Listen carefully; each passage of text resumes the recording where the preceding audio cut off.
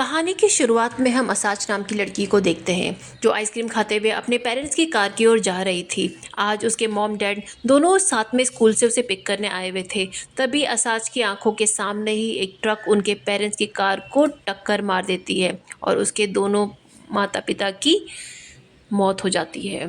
अभी असाज कुछ नहीं कर पाती है। फिर सीन हॉस्पिटल में शिफ्ट होता है और असाज की नानी अपनी छोटी बेटी मक्की को बुलाती है और वह कहती है वे लोग मनोरी की बॉडी की ऑटोप्सी करने वाले हैं। तब उसकी बेटी बताती है कि हम इसे नहीं रोक सकते मॉम, क्योंकि ये नेचुरल मौत नहीं हुई है, उनकी एक्सीडेंट हुआ है, इसलिए ऑटोप्सी होनी ज़रूरी है। अब असाज की नानी उसकी मुलाकात मक्की से करवाती है और कहती है यह तुम्हारी मॉम की छोटी बहन है। दोनों थोड़ी बहुत बातचीत करते हैं और फिर सीन शिफ्ट होता है असाज के पेरेंट्स के फ्यूनरल पर।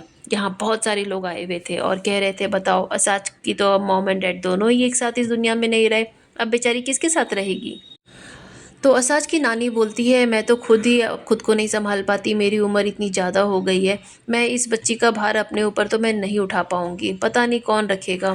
और असाज एक 15 साल की एक टीनेज गर्ल है और अभी पेरेंट्स की तो उसे सख्त ज़रूरत है। यह देखने के बाद मक्की कहती है कि देखो असाज, मैं तुम्हारी मॉम से वैसे तो पसंद नहीं करती थी, जनरली मैं उनसे नफ़रत ही करती थी, इसीलिए हम लाइफ में कभी मिले नहीं हैं और उनकी मौत के बाद भी मुझे बहुत ज़्यादा दुख नहीं हो रहा है। लेकिन अगर तुम मेरे पास रहना चाहती हो तो तुम रह सकती हो, तुम्हें किसी चीज़ की कमी नहीं होगी, लेकिन मैं तुमसे प्यार भी शायद नहीं कर पाऊँगी। असाज की आंखें नम हो जाती हैं, कांपते हुए उसके लिप्स कहते हैं मैं आपके साथ ही रहना चाहूँगी क्योंकि मेरा और कोई है ही नहीं इस दुनिया में। फ्यूनरल के बाद रात को असाज अपनी मम्मी की बहन के साथ अपना सामान लेकर वहाँ उनके घर की तरफ चल पड़ती है और 5 मिनट वेट करने के बाद मक्की उसे अपने घर के अंदर ले लेती है। एक्चुअली थोड़ी देर के लिए मक्की ने उसे बाहर खड़े रहने के लिए बोला था ताकि वो अपने घर की थोड़ी बहुत साफ़ सफाई कर ले, क्योंकि वो अकेले रहती थी और वो किसी भी हालत में रहती थी, इसीलिए। मक्की जब असाज को अंदर बुलाती है तो अंदर जाते ही असाज देखती है कि मक्की के घर में ज़रूरत से ज़्यादा चीज़ें भरी पड़ी है। घर इतने सारे सामान से बिखरा हुआ है कि चलने की भी जगह नहीं है और गलती से उससे काफ़ी बुक के ढेर पे वो भी गिर गए। तब मक्की उसे कहती है कि तुम इधर नहीं, तुम उधर इधर आओ, तुम उधर सोफ़ा के पास आके बैठो और ये जितने भी सामान है सब तुम यूज़ कर सकती हो, ऐसा कुछ नहीं है कि तुम यूज़ नहीं कर सकती हो। वो ये तुम्हारा कमरा है, तुम वहाँ पे आराम से रहो और अपनी चीज़ें भी तुम्हें जितनी ज़रूरत की है वो सब यहाँ पे एडजस्ट कर लो। अगली सुबह जब असाज सो रही थी तभी मक्की वर्क फ्रॉम होम करती है और अपने बॉस को कॉल करके सारी बात बताती है कि मैं अपनी बहन की बेटी को अपने साथ लेके आई हूँ जो काफ़ी छोटी है अभी, वो मेरे साथ ही रहेगी। तब उसकी बॉस कहती है कि ये कैसे चमत्कार कैसे हुआ, तुम तो कभी किसी की जिम्मेदारी उठाने नहीं चाहती थी। एक दिन मैं बाहर जा रही थी और मैंने तुम्हें कहा था कि एक दिन के लिए मेरी कैट को संभाल लो, तो तुमने उसके लिए भी साफ मना कर दिया क्योंकि तुम किसी के साथ एडजस्ट ही नहीं कर पाती हो। अब तुम सीधे एक बच्ची को अपने पास ले आई हो, कितने साल की वो है। तब मिक्की को पता नहीं था, तो वो उसे बोलती है कि फिंडल में मैंने उसे मिडिल स्कूल की यूनिफॉर्म पहने हुए देखा था, तो उसी उम्र के आसपास की होगी। मक्की की बॉस कहती है अच्छा ठीक है, मगर कानूनी तौर पे क्या क्या करने की ज़रूरत है ये सब तुम्हारे एक्स बॉयफ्रेंड सिंगो को बेहतर पता होगा, तो तुम उससे बात कर लो क्योंकि वो एक लॉयर है। अगले दिन असाज अपने स्कूल जाने के लिए रेडी होती है और अपनी आंटी को बताती है कि मैं स्कूल जा रही हूँ। स्कूल जाने से पहले असाज की एक फ्रेंड जो उसके घर के नज़दीक ही रहा करती थी, वह असाज को बताती है कि प्लीज़ मुझे माफ़ कर दो, तुम स्कूल नहीं आ रही थी तो टीचर ने मुझे तुम्हारे बारे में पूछा और मैंने तुम्हारी मॉम एंड डैड के मौत वाली बात उनको बता दी और टीचर ने ये सारी बात पूरे स्कूल में सबको बता दी है, तो मैं तुम्हारी ये बात किसी को बताना नहीं चाहती थी। तो लेकिन तभी वहाँ पे टीचर आ जाती है और वो असाज से कहती है कि मैंने तुम्हारे घर कई बार कॉल किया था मगर किसी ने फ़ोन ही नहीं पिक किया। तभी मैंने तुम्हारे फ्रेंड से पूछा जो तुम्हारे घर के बगल में रहती है, तो उसने मुझे तुम्हारे पेरेंट्स की मौत के बारे में बताया। तो मुझे तुम्हारे लिए बहुत बुरा लग रहा है और मैं नहीं चाहती थी कि कोई स्कूल में कोई तुम्हें तंग करे क्योंकि तुम ऑलरेडी काफ़ी परेशानियों में हो अभी।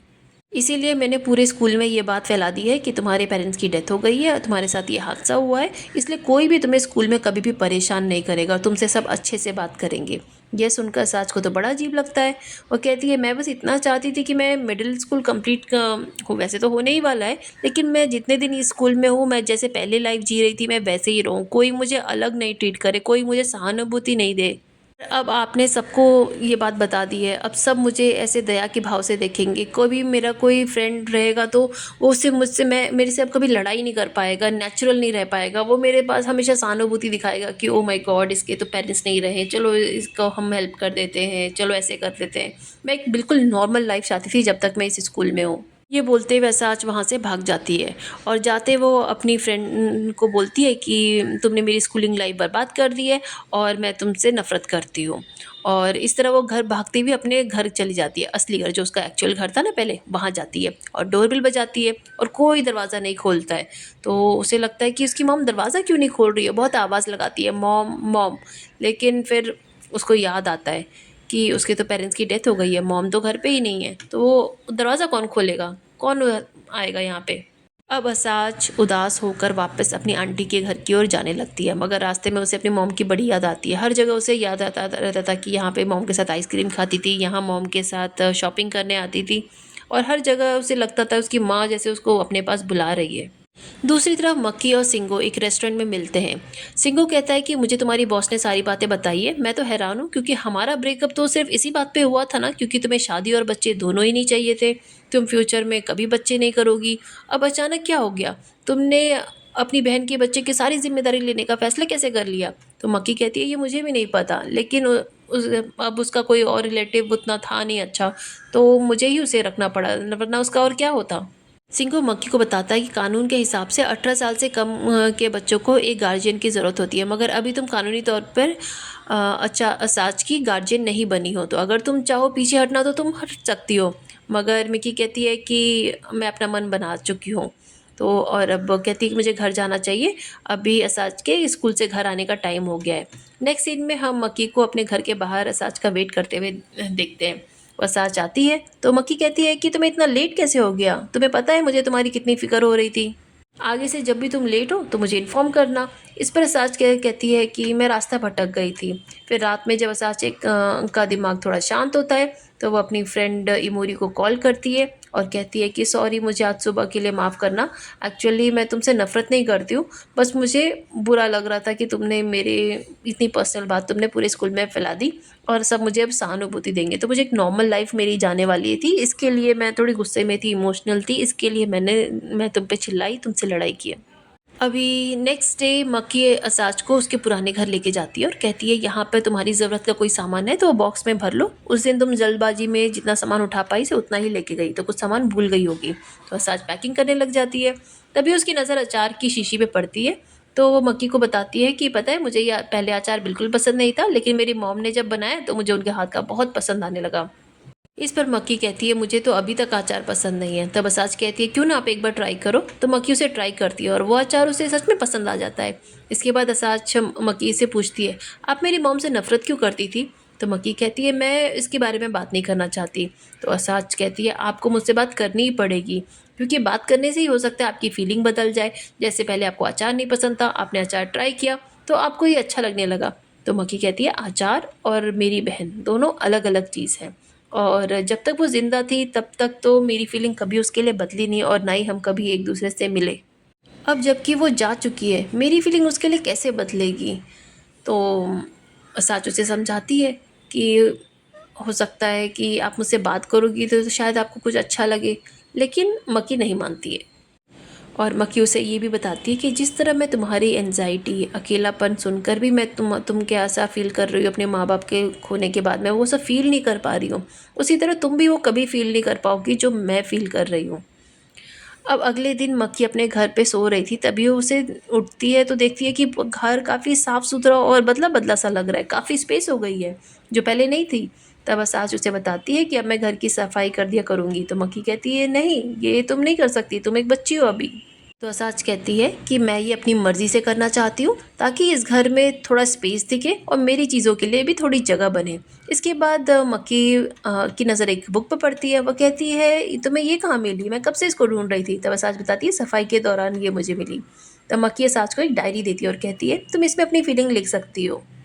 इस डायरी में असाज अपने पेरेंट्स के साथ वाली फ़ोटो चिपकाती है और फिर रात को माग्यो जो कि बॉस है मिकी की, उसके घर आती है और वो फर्स्ट टाइम यहाँ असाज से मिलती है और उसे बताती है कि तुम्हारी आंटी और मैं कॉलेज टाइम के फ्रेंड है। इसके बाद तीनों साथ मिलकर कुकिंग करते हैं और असाच उसे बहुत प्यारी लगती है। फिर कुछ दिन बाद असाच हाई स्कूल जाना शुरू कर देती है। यहाँ उसकी फ्रेंड इमेरी ने कुछ नए दोस्त भी बना लिए थे और असाच को इग्नोर भी करना शुरू कर दिया था। तो नॉर्मल टीनेज का जो इशू होता है वो असाच फील कर ही रही थी। और फिर कुछ दिनों बाद मक्की के घर पे एक लॉयर आता है जो मक्की से कहता है कि आपने असाज के अकाउंट से 1 लाख रुपए किस चीज़ के लिए खर्च किए, ये पैसे असाज के फ्यूचर के लिए थे। तो मक्की कहती है मैंने तो कोई पैसे खर्च नहीं किए। तभी लॉयर कहता है आपको कोर्ट में ये बात साबित करनी होगी। तभी असाज बीच में बोल पड़ती है और बोलती है मैंने एक लैपटॉप खरीदा था।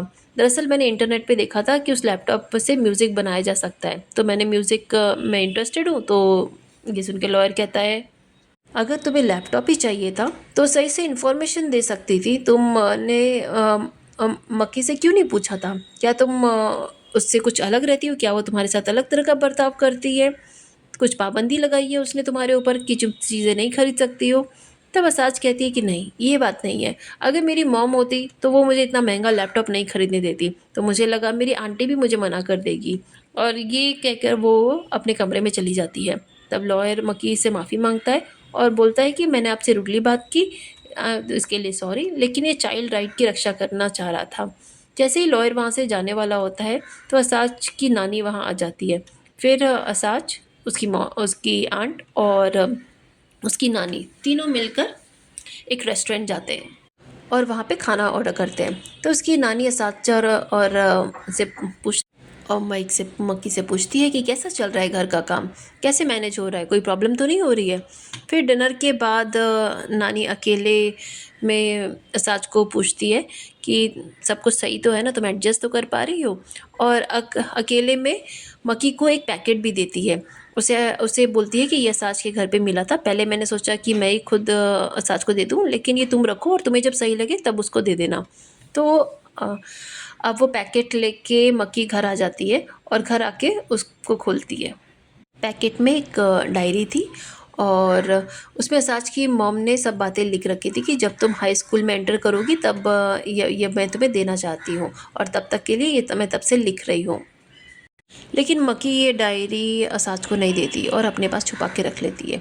नेक्स्ट डे जब ऑन स्कूल में म्यूज़िक डिपार्टमेंट में जो होती है असाज, तो वहाँ की मेमोरी नाम की एक सीनियर लड़की दिखती है जो बहुत ही अच्छा गाती थी, जिसके ऑनर असाच और मेमोरी की दोनों तारीफ़ करते हैं। तब इन दोनों के घर जा रहे होते हैं, तभी अपने हाई स्कूल का एक लड़का एक लड़की के क्लोज़ हो रहा होता है, रोड के किनारे बात करते हुए दिखते हैं। तो जैसे ही वो लोग देखते हैं उनको तो वो थोड़ा दूर चले जाते हैं। तो उनको बड़ा आश्चर्य होता है। तो वो दोनों एक दूसरे को टीज़ करते रहते हैं, पूछते हैं तुम कब बॉयफ्रेंड बनाओगी? तब इस पर इमोरी कहती है मुझे नहीं बनाना कोई बॉयफ्रेंड। और वो दोनों एज़ यूजुअल टीनेज लड़कियां जो बात करती हैं वो बात करते हुए अपने घर की तरफ चली जाती हैं। अब अब इमोरी को अपने साथ घर लेके आती, आंटी के घर लेके आती है असाज। और दोनों की पैरों की आवाज़ सुनकर मक्की तो छुप जाती है अपने घर के अंदर। दरअसल मक्की काफ़ी इंट्रोवर्ट थी, उसे किसी के साथ घुलना मिलना पसंद ही नहीं था। तो वह जब असाज और इमोरी को बातें करते सुनती है तो बड़ी हिम्मत जुटाकर वहाँ जाती है, खुद का इंट्रोडक्शन करती है और उनसे बात करने की कोशिश करती रहती है। तो ये बात असाज समझ जाती है और उसको कंफर्टेबल फ़ील करवाती है। और फिर वो लोग बात करते हैं। तब असाज पूछती है मक्की को क्या आपको कोई लड़का पसंद है क्या? तो उस मक्की बोलती है कि मुझे लड़का पसंद आया था, लेकिन हमारे बीच में चीज़ें वर्कआउट नहीं कर पाई। तो हम लोग अभी दुश्मन तो नहीं है but we are friends now. पर शादी वादी मुझे नहीं लगता कि मैं कभी भी अब कर पाऊँगी। इसके बाद नेक्स्ट सीन में हम देखते हैं कि सच अकेले ही स्कूल जा रही थी और रास्ते में उसके मन में जो आ रहा था वो सॉन्ग की लिरिक्स वो लिखने लगती है। फिर घर आके वो लिरिक्स अपनी आंट को दिखाती है। उसकी आंट को ये लिरिक्स कुछ खास पसंद नहीं आता, वो लिरिक्स में थोड़े बहुत चेंजेस करती है और इम्प्रूव कर देती है उसको। और नेक्स्ट डे असाच ये गाना स्कूल के कॉरिडोर में गा रही होती है, तो उसकी दोस्त को ये बहुत अच्छा लगता है ये गाना। तो इससे असाज को बहुत ही अच्छा लगता है। और मक्की है वो असाज को मोटिवेट भी करती रहती है कि तुम लाइब्रेरी भी जाया करो, वहाँ पे भी तुम बुक्स वगैरह पढ़ो तो तुम्हें थोड़े से वर्ड्स मिलेंगे, उससे तुम अच्छे लिरिक्स और बना सकती हो। मक्खी एक नॉवेलिस्ट है और 10 साल के बाद उसने एक बेस्ट सेलिंग नॉवल लिखा है। तो जब असाच लाइब्रेरी जाती है तो वहाँ देखती है कि बहुत सारे लोग उसकी आंट के ऑटोग्राफ के लिए खड़े हैं लाइन लगा के। और वहाँ पे सिंगो भी आया हुआ है जो उसका एक्स बॉयफ्रेंड था। वो ऑटोग्राफ के साथ साथ उसे शाम का टाइम स्पेंड करने के लिए भी पूछता है, जिसके लिए उसकी आंट मान जाती है और शाम को उसके साथ रोमांटिक बातें करने की बजाय लेकिन असाज की मॉम की डायरी के बारे में डिस्कस करती है। जिस पे सिंगो से कहता है कि तुम्हें वो डायरी असाज को दे देनी चाहिए, क्योंकि वो उसकी मॉम के इमोशंस हैं और अब वो हाई स्कूल में भी है। अब अगले दिन स्कूल में कई स्टूडेंट साज के साथ लिरिक्स बनाते हैं और ये इनकी एक टीम बन जाती है और वो टीम एक बोर्ड के ऊपर उनका जो लिरिक्स था वो लगाते हैं ताकि दूसरे स्टूडेंट भी उसे पढ़ें। और असाज को बहुत खुशी होती है कि वो भी फेमस हो रही है थोड़ी बहुत स्कूल में। मगर अब वो इससे भी और अच्छा लिरिक्स लिखना चाहती है। असाज काफ़ी मोटिवेटेड थी अपने सॉन्ग प्रोफेशन को लेके। दूसरी तरफ वो नोटिस करती है स्कूल में इमोरी उसकी फ्रेंड जो है वो उससे बिल्कुल बात नहीं कर रही है, वो काफ़ी परेशान सी दिख रही है। तो असाज उसको पूछती है कि क्या हुआ, तुम क्या कर रही हो, ऐसे तुम दुखी क्यों हो।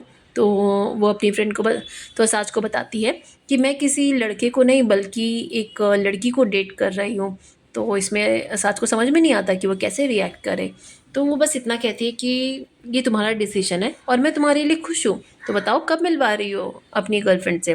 तो इमोरी कहती है अभी ये सीक्रेट है, अभी मैं इसके बारे में किसी को बताना नहीं चाहती, बट मैं तुम्हें ज़रूर बताना चाहती थी कि मैं किसी को डेट कर रही हूँ और क्योंकि तुम्हारे साथ मैं हमेशा रहती हूँ। तो अब असाच और इमोरी दोनों अब हैप्पी हैप्पी बातें करते हैं, अपनी यूजुअल टीनेज वाली बातें। अब जब स्कूल के बाद असाज घर आती है तो घर पे देखती है उसकी आंट और सिंगो साथ में ड्रिंक कर रहते हुए फिल्म देख रहे हैं। यह देख के असाज को तो काफ़ी खुशी होती है। वो उनसे पूछने लगती है क्या आप लोग साथ में वापस डेट कर रहे हैं क्या।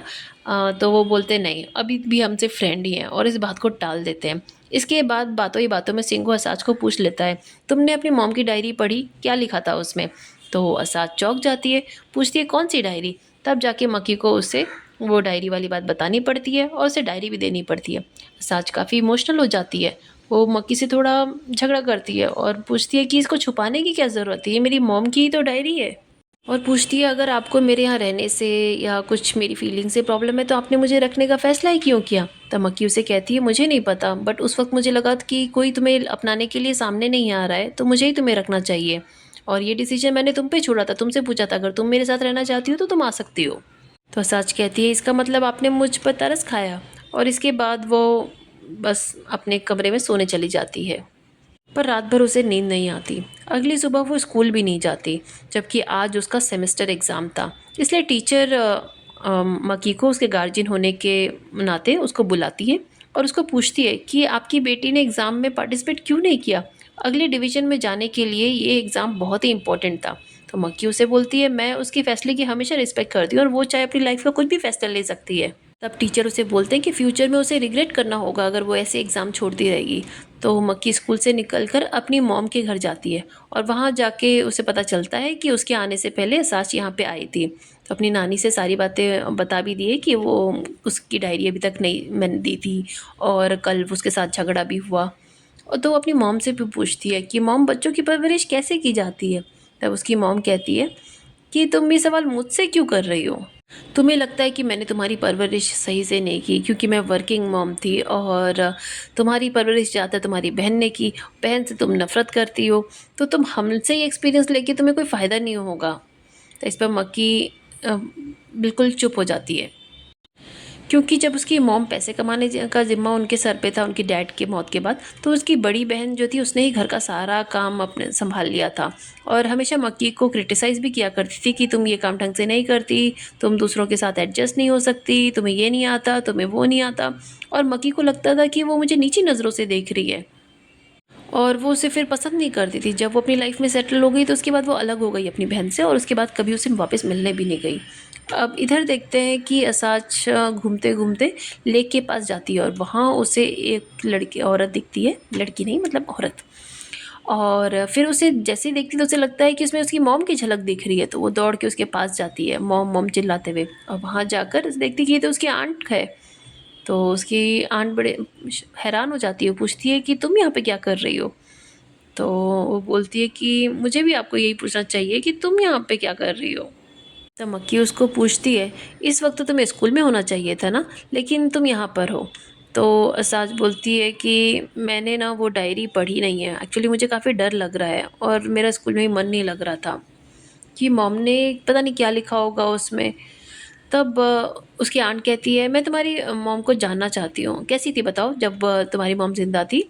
तो वो बताती है कि मेरी मॉम बहुत ही अच्छा खाना बनाती थी, हर काम बहुत अच्छे से करती थी और उनके हाथों में तो जैसे जादू था, उसका तो कोई मुकाबला ही नहीं कर सकता था। कैबेज रोल, चिकन फ्राई क्या मस्त बनाती थी और बहुत ही अच्छी मॉम थी। लगभग लेकिन मेरे साथ उनका एक्सपीरियंस बहुत ही कम समय तक ही था।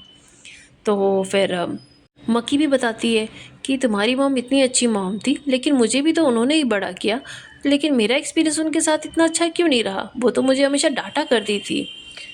एक बार मैंने मिडिल स्कूल में एक ड्रामा लिखा और उनको वो पसंद नहीं आया मेरा ड्रामा, तो उन्होंने वो पेपर ही फाड़ दिया और इसके बाद तो मेरी बिल्कुल सेल्फ रिस्पेक्ट ही बिल्कुल ऐसे लगा चली गई है और मुझे काफ़ी स्ट्रिक्ट तरीके से मेरे साथ बिहेव करती थी वो। लेकिन मुझे आज पता नहीं क्यों ही रियलाइज़ हो रहा है कि वो मेरे साथ सख्ती से इसलिए पेश आती थी क्योंकि वो मुझे और बेटर बनाना चाहती थी। अगर उस दिन उन्होंने मेरे ड्रामा का पेपर नहीं फाड़ा रहता तो मेरे अंदर नॉवल लिखने की आग नहीं जलती और मैं बेस्ट सेलिंग नॉवल नहीं लिख पाती। आज जब तुमने स्कूल में एग्ज़ाम नहीं दिया तो मुझे तुम्हारे करियर की चिंता हुई और तब जाके मुझे अपनी बहन की फीलिंग आज समझ में आई कि वो मुझे बेहतर इंसान ही बनाना चाहती थी ताकि मैं अपने पैरों पर खड़ी हो सकूं। दोनों बहुत सारी बातें करते हैं और फ्लावर्स भी खरीदते हैं और उसकी मॉम की कब्र पर जाते हैं और साच भी अपने पेरेंट्स को याद करके खूब रोती है। इसके बाद मक्खी उसे सीने से लगाकर कंसोल भी करती है।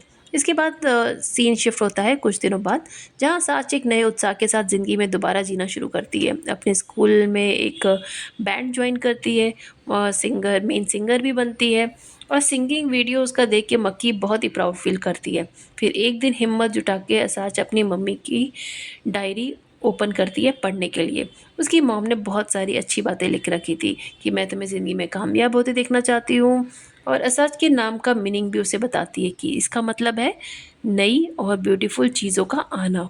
और इसी तरह ये मूवी यहाँ पे ख़त्म होती है।